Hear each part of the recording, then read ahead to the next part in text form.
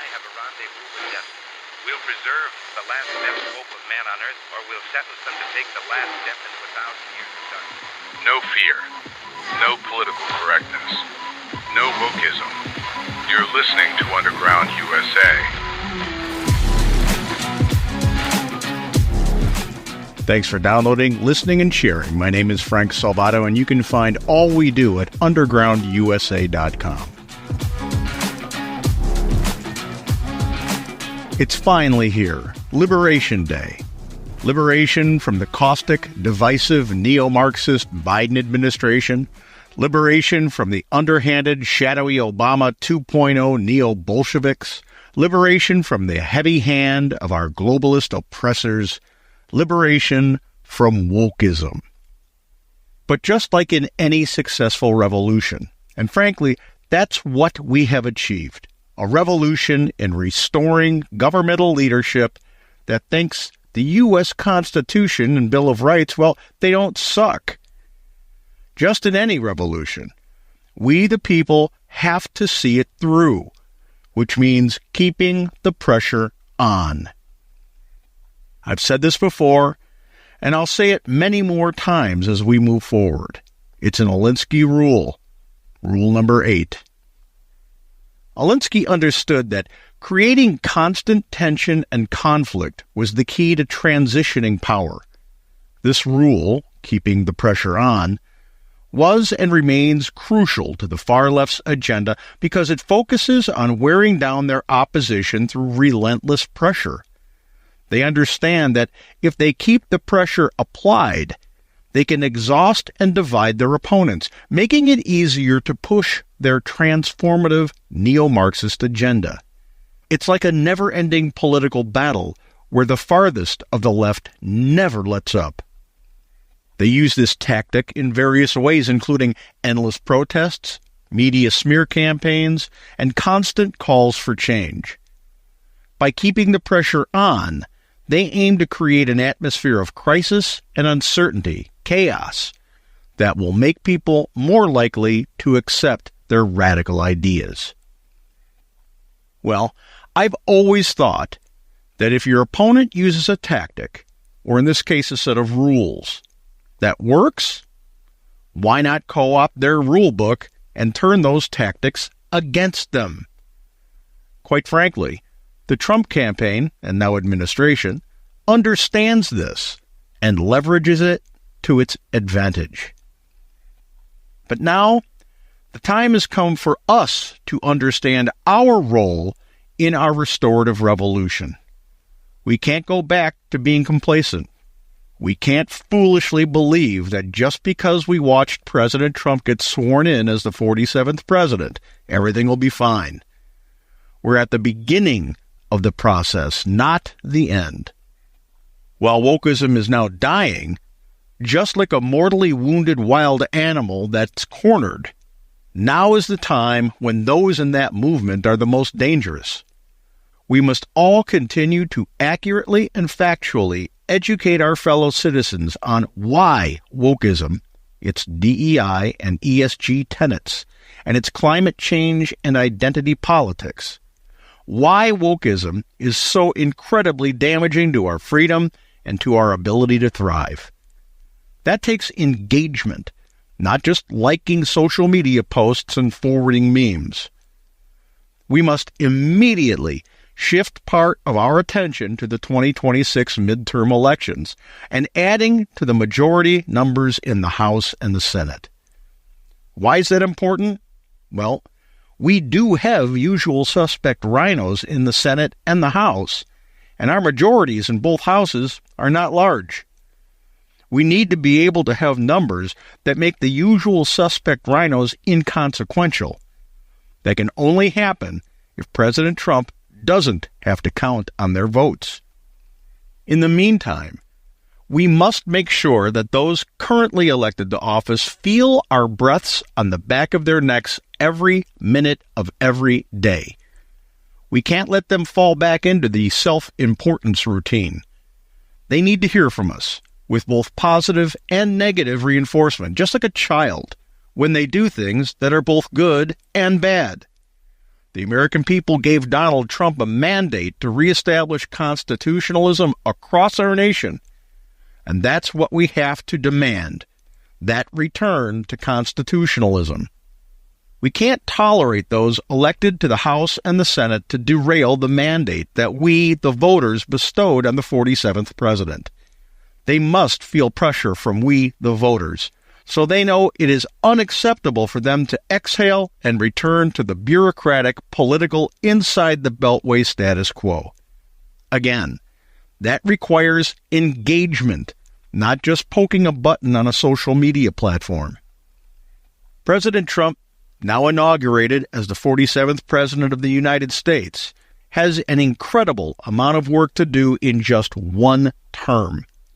He must secure the border, deport criminal aliens, and advocate for legislation to permanently establish immigration laws that make it impossible for transformative neo-Marxists to flood our nation with illegal immigrants ever again. He must completely rework the century-old income tax system to work to our strengths as a nation instead of the current unconstitutional system of inequity and carve-outs for the connected. He must reestablish our energy self-sufficiency and position the U.S. as a net exporter of energy to the world while establishing the U.S. energy industry as a leader in common-sense, innovative energy development. He must purge our federal government, including all departments and alphabet agencies, of partisan political activists, and that's going to be a feat. He must streamline and balance the federal budget while expunging overreaching and unconstitutional regulations and the bureaucracy's ability to establish regulations that equate to law. He must reestablish the core mission of the Pentagon to that of a war-fighting machine instead of a social engineering petri dish. And he must reclaim the United States' rightful seat at the world power table to regain the ability to influence and potentially compromise the relationship between Communist China and neo-Soviet Russia. And these are just some of the big-ticket things that Mr. Trump must achieve in only 4 years. To say his slate is full is an incredible understatement. This is precisely why we, as well as the Trump administration, can't allow the business-as-usual disruptors of the far left and the rhino classes to wrench the machine like they usually do. And to make sure that doesn't happen, we must stay engaged. We must take the lead in using the far left's playbook against them. We must think and act cohesively as a movement, a transformative constitutionalist movement, using tactics or rules that have proven to work on the stage of social influence. To reiterate Alinsky's rules, number 1, power is not only what you have, but what the enemy thinks you have. 2, never go outside the experience of your people. 3, whenever possible, go outside the experience of the enemy. 4, make the enemy live up to its own book of rules. 5, ridicule is man's most important and potent weapon. There is no defense. It's almost impossible to counterattack ridicule. Also, it infuriates the opposition who then react to your advantage. 6, a good tactic is one your people enjoy. 7, a tactic that drags on too long becomes a drag.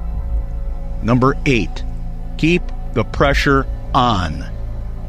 Number 9, the threat is usually more terrifying than the thing itself. 10, the major premise for tactics is the development of operations that will maintain a constant pressure upon the opposition. 11, if you push a negative hard and deep enough, it will break through into its counter side. This is based on the principle that every positive has its negative. 12, the price of a successful attack is a constructive alternative. And number 13, pick the target, freeze it, personalize it, and polarize it. So at the inauguration of Donald Trump as the 47th President of the United States, I exist with hope in my heart for a reestablishment of constitutionalism for our republic and a return to equal opportunity and prosperity for all.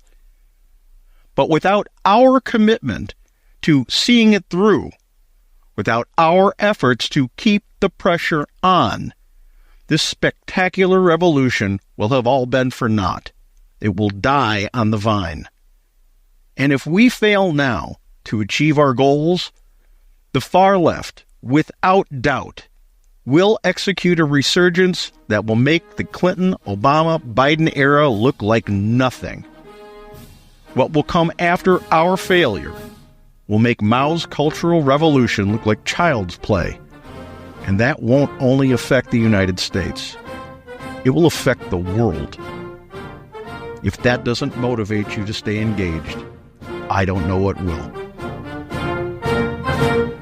When we come back, our segment on America's Third Watch, broadcast nationally from our flagship station WGUL AM 930, FM 93.7 in Tampa, Florida.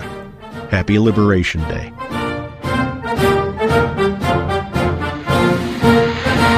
You're listening to Underground USA.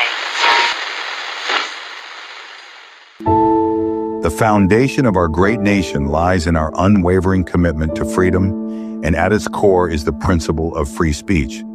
It's not just a right, but a duty to speak our minds, respectfully debate, and challenge ideas.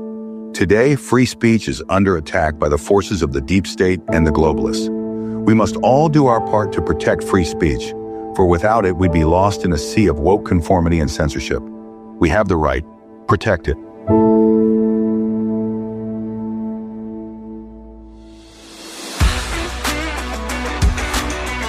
News, insight, passion. AM 930, The Answer.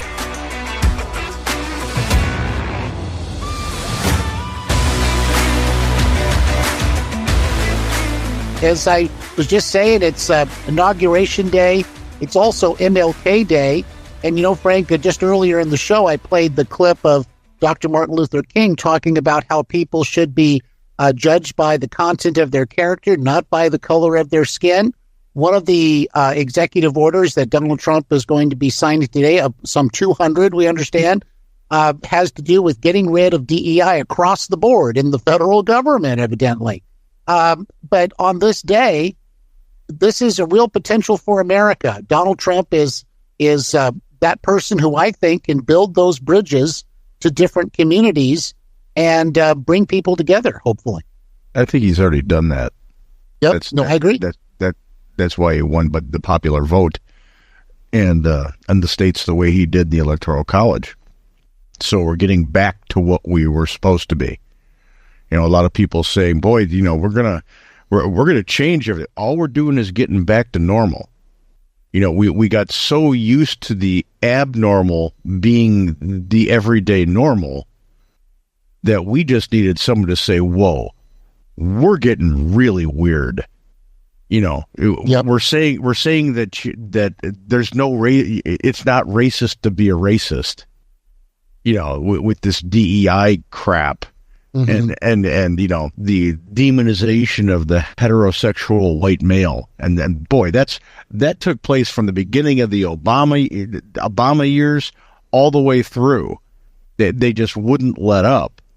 And when you look at the way the white male has been treated, and I'm not a sexist, I'm just calling it the way I see it. When you see what happened to the white heterosexual male demographic in the United States from the Obama years on, they've really taken it in the teeth. Yeah, and it becomes really the one group that you could mercilessly joke about in that sense, and there are no repercussions. Yeah, and every ill in the world was laid at their feet. So we're getting back to normal, and this dovetails into what Dr. Martin Luther King always preached, that it's about your character, it's not about your skin color. If you're a jerk, then you're a jerk, no matter what color you are. If you're arrogant, you're arrogant no matter what color you are. But just because you have a certain skin color doesn't automatically make you the bane of humanity. So we're getting back to normal here, and we can all thank the miscreants of the very far left for this scourge of identity politics that we've been experiencing, because that's all they know how to do successfully, is to divide the country by demographic. And they do this so they can cobble together enough hacked apart demographics to total 51% in any given election. That's the only reason that they foist this canard on the American people, is for selfish reasons and the acquisition of power. Yep. No, you're exactly right. And you mentioned about dividing us. Well, because back in the days before civil rights, the civil rights movement, you had this idea separate but equal, but there's that separateness there. And Martin Luther King Jr. was trying to break that barrier. He didn't want separateness. He wanted there to be one nation, integrated country. And now the very people you're talking about, Frank, are the same people who want everybody to be separate again, so that they can be at each other's throats, I guess. Yeah, and their hypocrisy just drips, because they're the first ones that will tell you when you talk about immigration and the border that we're a melting pot. We're a melting pot. We embrace everybody. E pluribus unum, out of many one, except for you. Yeah, we're laughing, but you're exactly on track with that. Yeah, so to listen to these people and to give them any kind of authority and power positions is really kind of stunted intellect. If you can be that transparently ridiculous, if you could be that inane by saying we're a melting pot, but you're bad, no, we don't do that.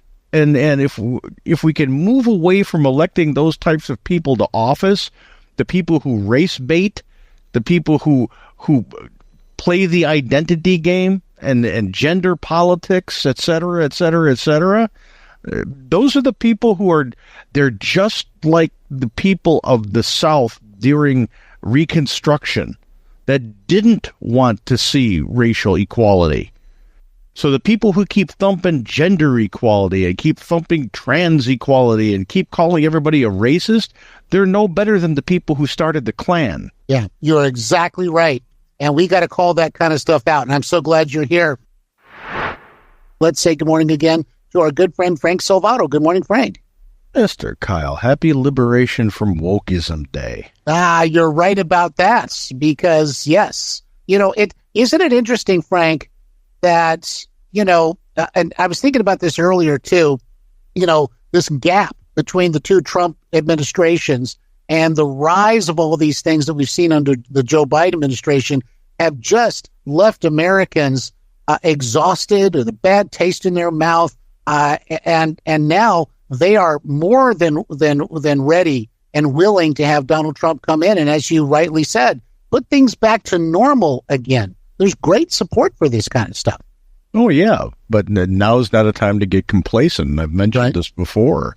We have to see this through, because if we don't turn the page completely, if it doesn't lay flat, what could come after will make the Clinton, Obama, Biden years look like nothing. Our pendulum swings back and forth politically in the United States, and that's fine. That gives us a wobbly road, but we always have to pass through the middle to get there. And that's the way the framers kind of wanted it to be. It was always supposed to be this idea of compromise.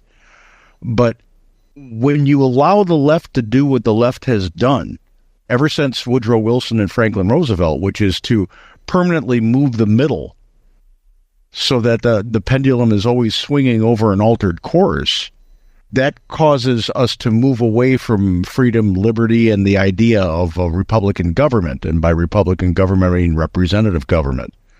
So we have to make sure that we get back to normal and remove laws that moved us to this alternative center and create new legislation, hopefully bipartisan, but new legislation that removes the ability of the far left, the neo-Marxist left, from being able to reestablish that center line more to the left than what center actually is. If we fail to keep the pressure on to achieve that goal, there's no telling what kind of darkness will fall over this country. Mm-hmm. It could make Mao's Cultural Revolution look like a day in the park. Yeah, no, you're exactly right about that. And of course, Frank, we've got some voices here that are coming along with Donald Trump, especially people like Elon Musk and others. Somebody said to me earlier, well, Elon Musk, the only claim to fame he really has is that he's rich, but yet he can have good ideas. He got rich for a reason, one might say. But really what the left wants to do is they always want to trot out what they call experts. They believe that experts need to lead us and not people who can apply common sense in so many ways. Well, that's a holdover that hasn't gone away from Woodrow Wilson's administration. Right. He was the academic. He was the president of Princeton, and his idea of good government was to bring in all the experts, and we just do what they say. Well, that's not the way. It's a nice thought to get the biggest brain in the room to actually contribute, but it's not the way our country was set up. Our country is a constitutional republic, and the people are the ones that make the decisions. We elect people who make decisions for us, not the experts who are appointed. So, boy, whoever said that about Elon Musk is so uninformed. I don't know where to begin. This guy's a Renaissance man, if anything. Yeah, you think about what he did with Tesla, and he broke into the big three in automotive manufacturing. How many people tried to do that before and failed miserably? And this guy did it with a new concept. Then he decided, well, you know what? I like space. And in the last, I would say 10 years, he's put up more rockets, more satellites than NASA ever has. Indeed. And again, there seems to be an energy. I know that's kind of a nebulous term to use in this case, but there seems to be an energy in terms of where America can go, especially because you have people that have been successful like this, that have literally followed the American dream. And I think sometimes, Frank, the left just abhors that so much. They don't want people to do that. They want them to live on the subsistence level of what they deign to dole out to them. Imagine that. People who have been successful might be good at being leaders. Right. Not the rubber chicken dinner politician who vomits words, sounds pretty great, and then gets into office and insider trades and creates legislation to enrich themselves. Imagine that. Somebody who actually knows how to run a business and has been successful doing so. And in Elon Musk's case, someone who has been so innovative in so many things. Yeah, he could possibly be a leader. I mean, why would we want him near the halls of power?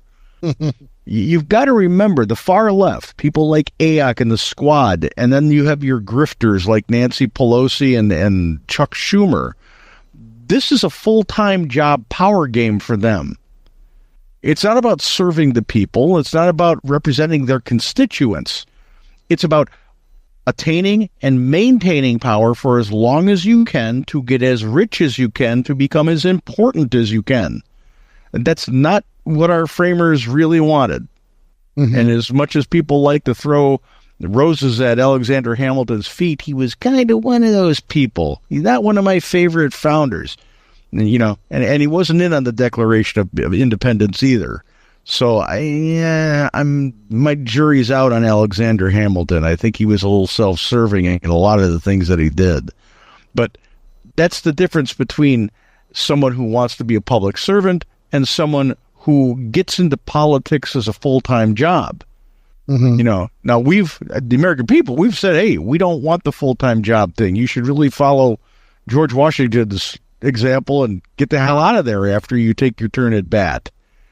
But the creatures of the uniparty and the deep state believe that it's their turn at bat every inning of every game, and that's that. And they'll leave when they say the game is over.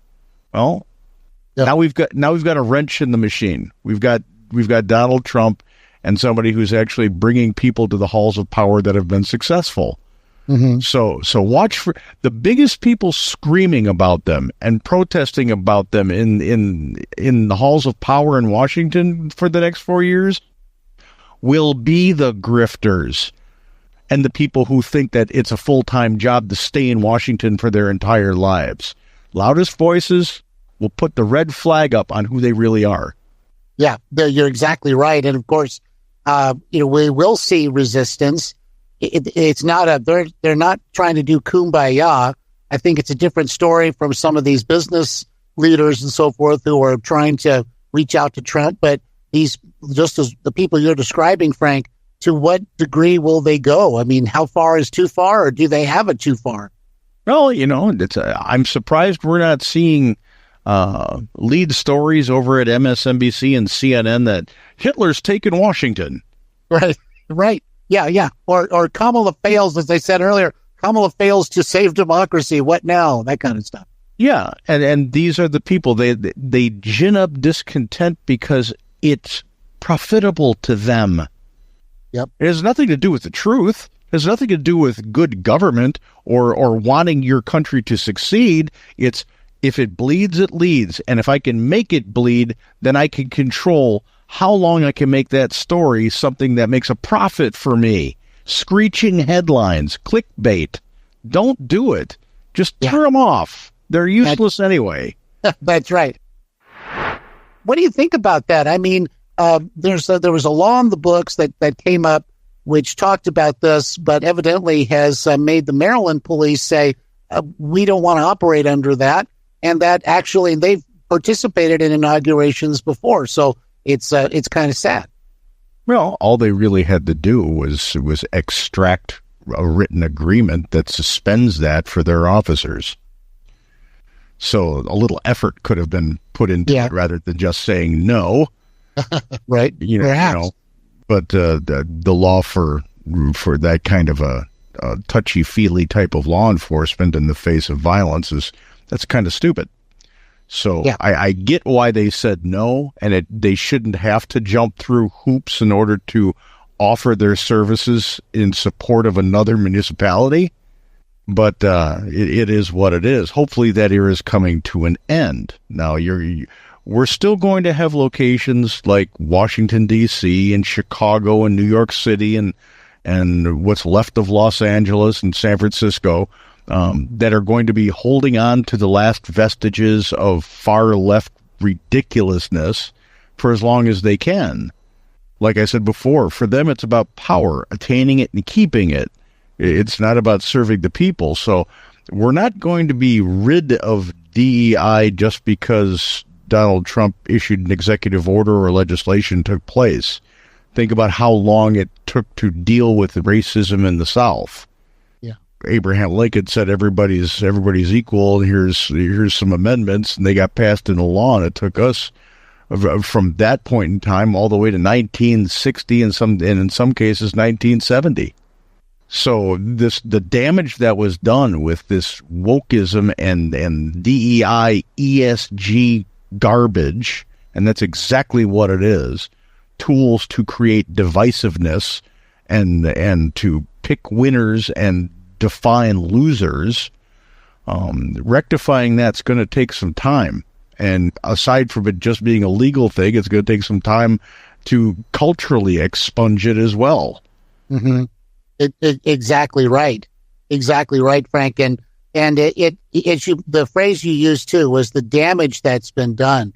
I mean, this is a wrecking ball, and they know exactly what they're doing. It's so destabilizing to the society. It's all based on, the guise of we're making it better. We're going to make it more equitable, blah, blah, blah. but in reality, it just tears everybody apart. That's why it was so galling to hear for those of us who had the misfortune of having to listen to Joe Biden's farewell address. Why it was so galling to hear him say, yes, it's important to have a peaceful transition of power. What was peaceful about all of his final actions in office? Nothing. They were all barriers to what the next administration wants to do. It was not cooperative in any way. And every motion was meant to sustain the divide that he and his ilk have created. So no, he didn't barricade himself in the Oval Office, and he's not shooting rubber bands at people who are trying to come in. Okay, so that's his idea of a peaceful transition of power, but that's not what he achieved, and it's not the way a transition of power is supposed to be. When you lose an election, as Barack Obama said, and it's one of the rare times I'll quote him, elections have consequences. So when the people of the United States say, you're done, we want to move to this person, if you are a public servant and not a partisan hack, you say, okay, well, I guess my agenda has been rejected, and therefore I have to help transition to the next administration. That doesn't include removing W's from keyboards and banning drilling offshore and giving pardons to people who are terrorists. It just doesn't. Right. Well, in as you're talking about this, Frank, you're exactly on track, because the things that they're doing are again indicators that we know better than you, the voter. We know better than the American people. We will force this down your throat, whether you like it or not. It's this to them. It's a 4-year hiatus, maybe a 2-year hiatus regarding Congress. But they didn't learn a thing with this, as you're describing. They're not going to try to help with what the American people want. They just continue to think we're right, and we just don't get it yet out here. It's because they don't care about what the people want. They're social engineers. They have this bizarre idea, and obviously they never studied history, never studied world history going all the way back to before the Romans. They've got this idea that they can create and force this pseudo-utopia that if I can just get my way, if we can just install the things that we say are best, everyone will finally realize that what we want is great for everybody, and we'll be heroes. But that's not the case. They're being belligerent. Their ideology is a belligerent ideology. We're too stupid to understand how great their ideology is. And if you get into Karl Marx and you start reading about his history, this is why he was such an angry man, especially at the end. People were too stupid to understand his brilliance. Does that sound familiar? No kidding. Well, I got to tell you, common sense, and I think conservative thought sells itself, and yet they have to constantly try to sell us on the left ideology. And again, they package it, repackage it, and try to sugarcoat it or whatever, and try to trick us. Well, it's because people who have a conservative ideology want government out of the way. They believe in liberty and freedom and individualism, where people exercise their freedom of equal opportunity in a responsible way. Now, sometimes people aren't responsible, and that's one of the maladies with freedom, but freedom is better than slavery. Yep. Just ask anybody who's screaming for reparations, But again, this all comes down to the fact that the people on the far left are not doing this to actually serve the people. They're doing it to rule the people. Yep. They like the title. They like all the glit that comes with it. They like being able to be pseudo potentates, as it were. And they're doing it for power and to enrich themselves. And they cloak it all in ideology, but they're really just very selfish people. narcissistic and selfish. So if you're of the group that's telling people how you will live your life, and you better do it or there's going to be consequences, then you're not believing in freedom and liberty, and you're not believing in the ingenuity and the ability of the American people. And that means you don't believe in anything that we stand for. Yeah, and it's readily apparent, and yet they continue to couch everything that somehow they're the keepers of democracy, that they are looking for, they're trying to uphold democracy. And even in the as you mentioned, the farewell address, which nobody really watched, I think, except people like us who have to get that, to listen to it. He's talking about the, this rise of the oligarchy. They're going to get you, and democracy is going to crumble, and all this other stuff is just ridiculous. Yeah, talk about telegraphing. My jaw hit the floor. I want to warn about this oligarchy that's forming. It's been here since Obama got to Washington, and you were like the pinnacle of it. Right. Yeah, no. Freedom comes back today as long as we see it through. Keep the pressure on, people. It's very important. You got it.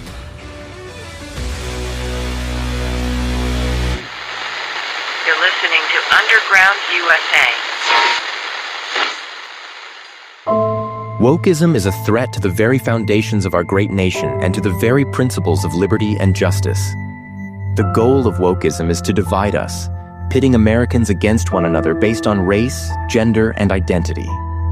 This ideology undermines free speech and open dialogue, which are the bedrock of our republic. It promotes censorship and cancels anyone who dares to challenge its extreme agenda. We must stand against this cultural Marxism and protect our constitutional rights. Say no to wokeism.